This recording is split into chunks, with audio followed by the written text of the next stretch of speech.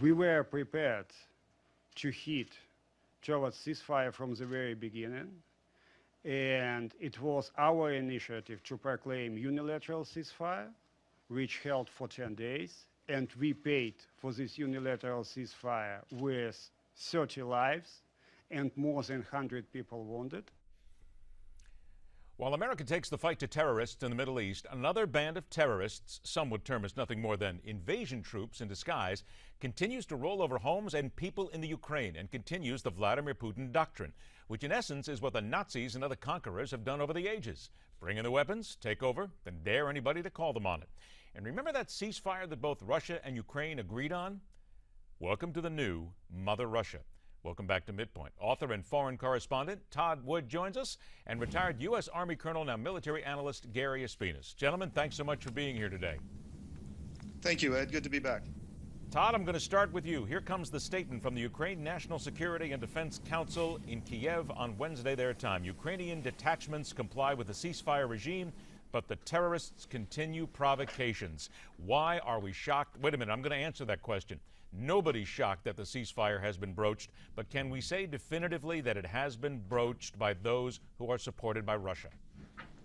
Look, Ed, what we have right now is a ceasefire in name only, and Russia is still trying to take territory. They're very interested in the Donetsk airport, which is where most of the recent fighting has been seen.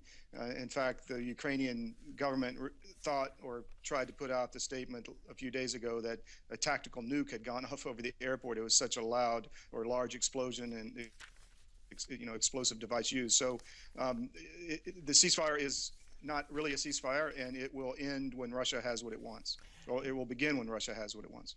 Gary, let me get to you on this. Is it fair to say that any talk and using the phrase ceasefire when it comes to the Ukraine and what Vladimir Putin has in mind is just quite frankly a joke? Okay. Yeah, Ed, this is Gary. My sense is that I agree that the Russians are not going to stop until Putin attains his political objectives, and that is that Ukrainian territory is under Russia's firm control. Whether that territory is confined solely to eastern Ukraine and southern Ukraine, or whether that includes all of Ukrainian territory, remains to be seen. At this point, Putin holds all of the cards. Let me go ahead and play for both of you here. This is a soundbite from President Barack Obama. This came on September the 3rd, and here he indeed talks about Russia and what they are doing in Ukraine and his hopes. Here we go. If, in fact, Russia is prepared to stop financing, arming, training, in many cases joining with Russian troops, activities in Ukraine, and is serious about a political settlement, that is something that we all hope for. I've said consistently, our preference is a strong, productive, cooperative Russia.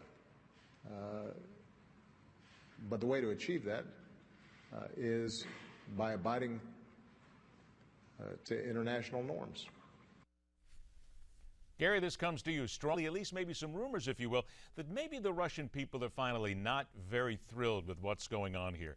Do you believe maybe Putin is overplaying his hand? No, I don't believe Putin is overplaying his hand. Yes, we did see protests on the streets in Moscow, but we did see protests against Putin in 2012 on Butnaya Square, so I would not read too much into that. I think Putin is exactly where he wants to be.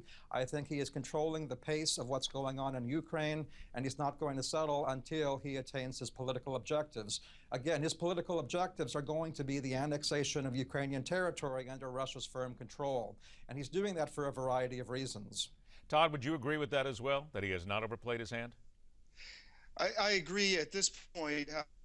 The demonstrations, however, I do think are significant, because if there are 5,000 to 10,000 people on the streets, then there's probably 10 times that many who feel the same way. You're starting to see the economic sanctions bite. Oil prices are dropping. Their economy is probably in a recession, and the people are starting to feel it. Putin, hurt his own people by banning European food, and I've heard a lot from Moscow friends that the cheese they're getting now is just not up to the same quality. They're being smuggled in through the airports, et cetera. So I think that things are starting to change, and my hope is that it will continue. Hodorkovsky in Geneva has set up a pro-European Russian group in exile, and we'll see where that goes as well. Now, you just mentioned Mikhail Khodorkovsky, who is a former tycoon in Russia. This is a gentleman who has now spent a decade in jail after he challenged the Kremlin. He's now out, and he is the guy who says that he would be ready to lead Russia if indeed he was called upon. Todd, to you first. Would he be called upon? Could he be called upon? And is there any way possible that you could see him ascending to, quote unquote, the throne in Russia? Well, as we've said before on this program, I think that, Putin could be removed, and it will happen quickly because the events leading up to that will be hidden. The turmoil, the unhappiness is by his inner circle. Khodorkovsky is doing this is really significant, and I think the Kremlin will try to suppress that and that information in Russia as much as possible. Gary, what would it take for something like that to happen? And you have to believe that in a situation like this, that the Americans are going to be involved somewhere. There has to be a covert operation. There has to be something going on under the table to at least try and help, if you will, or try and work some of the opposition around, something to try and move this. But it's going to take more than just the Americans. It'll take a lot of what's going on in Europe. It'll take European leaders as well, but it will take above and below the table, correct? No, absolutely. I mean, we have to look at a variety of tools, obviously, to move the situation along. The challenge is that Putin holds all of the cards. Russian society, it can be defined as authoritarianism with the consent of the governed. Now, there is precedent, historical precedent, for a Soviet leader being removed when Khrushchev was moved out by the elites because of his so-called harebrained schemes. I don't think we're anywhere near that with regard to Putin. I don't think I am as sanguine with regard to those prospects. We do need an international effort because, look, Russia has already violated international norms. In 1994, the Budapest Memorandum was signed between Ukraine, Russia, the United States, and the United Kingdom, in which all countries pledged not to, they pledged to respect Ukraine's political independence and territorial integrity. Russia has got to be called out for that, and they're continuing to violate these norms. Well, you just used that phrase. I want to get to that. Violated international norms and called out for it. We've been here before, Gary. Why is no one paying any attention here? Why is nothing being done? Why is the rest of the world being completely silent, basically just turning their back on Ukraine and telling Putin, go ahead, shoot whoever you want, roll over whoever you want. We're not going to do anything to stop it. What's it going to take to do something here? Well, this is going to start to hurt people in a very hard way very soon. Winter is right around the corner. The European Union gets over 32% of its natural gas from Russia. There are 4 EU countries that get 100% of their natural gas from Russia, and they're going to be freezed out. Russia has turned off the gas in the past. They will do it again. The problem is the Europeans will only go so far without inflicting damage on their own economic interests, which are significant. Russia is no longer isolated like the Soviet Union was, and they are integrated into the global economy. So we can only go so far. The problem is all options are bad. We seek Russia to behave because it's in the interest of international and European peace and stability. I question, though, whether it is a strategic, vital interest of the United States. It's more in the Europeans' backyard, and again, they will only go so far. 90 seconds to go here. Todd, to you, first of all, quick answer here. You talk about the fact that the Russians are simply looking to get as much ground as possible until a buffer zone is established, correct? Yes, that's right. They've agreed on a 30 as much territory as possible, and they really want the airport, control of the airport. So that's it remains to be seen if they will receive that or not.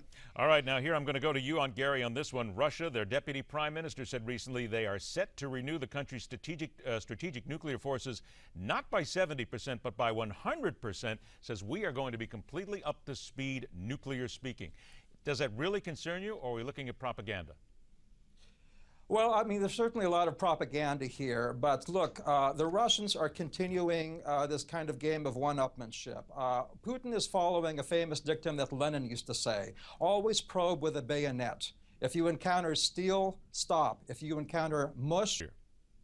I think Putin is not fooling around, and my concern is not so much Ukraine, but it's the Eastern Europe, former Soviet bloc nations of Estonia, Latvia, Lithuania, and so on, which are now NATO countries. Does the 40% of Estonia need to be saved since they are Russian-speaking? I mean, that's where I see it really getting ugly. I just said under my breath, here we go again. Mutually assured destruction. We're almost going right back to it in the 60s. Todd Wood, Gary Espinas. Gentlemen, thanks so much for joining us. We'll do it again. Thank you. Thank you. All right, later on this hour, the folly of lawmakers who believe they can actually make a difference going after sports leagues and their various social issues when we continue right here on MidPoint.